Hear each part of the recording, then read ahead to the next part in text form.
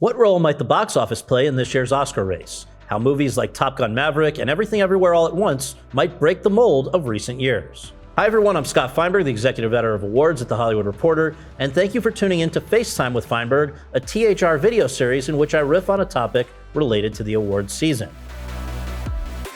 This week, we're talking about box office and how, or even if, it will factor into this year's Best Picture Oscar race. To begin with, let's note that the Oscars telecast is coming off its two lowest rated installments ever. Those are the ceremonies in 2021 and 2022, which had the Best Picture winners Nomadland and Coda, respectively.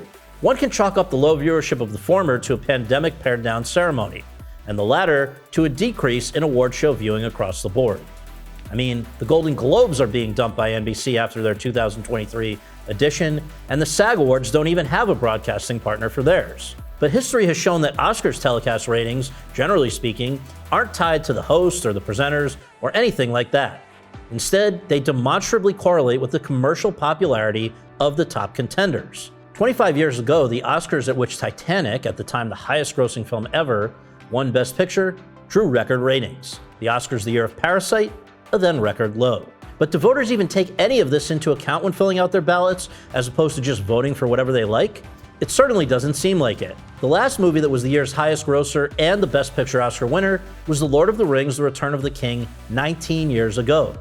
In case you need a reminder, in the Best Picture category in the intervening years, the highest grossing film ever not adjusted for inflation, Avatar, lost to The Hurt Locker, that year's lowest grossing Best Picture nominee.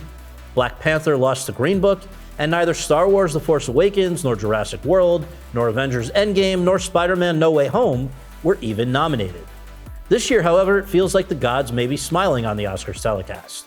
While plenty of the presumptive top contenders have performed unspectacularly at the box office, see Tar, Women Talking, She Said, and even The Fabelmans from the one-time king of commercial cinema, Steven Spielberg, this year, more of the top contenders than in any recent year have actually been hits. The Best Picture category, in which 10 films will be nominated, is likely to include Top Gun: Maverick, the current highest grosser both domestically and internationally of 2022, Avatar: The Way of Water, which might surpass it on both counts, Elvis, one of the summer's biggest draws, Glass Onion and Knives Out Mystery, which topped the one weekend when it was in theaters and is likely to find a ton of eyeballs on Netflix, and Everything Everywhere All at Once, which, with more than $100 million in ticket sales, is now A24's highest grosser ever.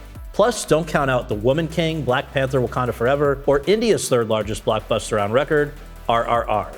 If even just half of the Best Picture nominees are big hits like these, the Oscars could see a big rating spike. Even the probability that the Academy would ultimately award its top prize to an art house film, like it usually does, say The Banshees of Inisherin, would seem unlikely to impact the number of eyeballs on the Oscars, since your average Joe and Jane will already have been given a greater reason to care about the telecast than they've had in years. A rooting interest and a stake in the outcome, if you will, which means they'll be tuning in. That's all for now. For The Hollywood Reporter, I'm Scott Feinberg. Thanks for joining me on FaceTime with Feinberg.